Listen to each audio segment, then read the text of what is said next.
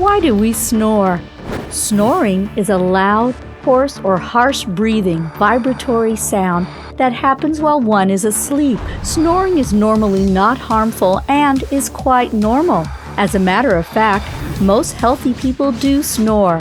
If, however, snoring gets to the point where it becomes extremely loud and disruptive to others, then this is now considered abnormal.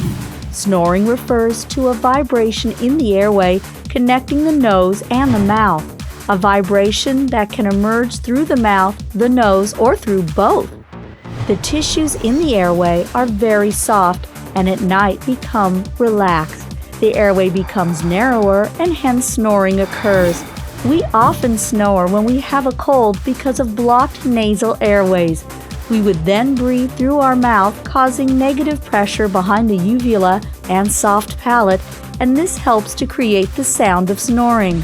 Snoring can also be caused if the nose has any deformities in the nose.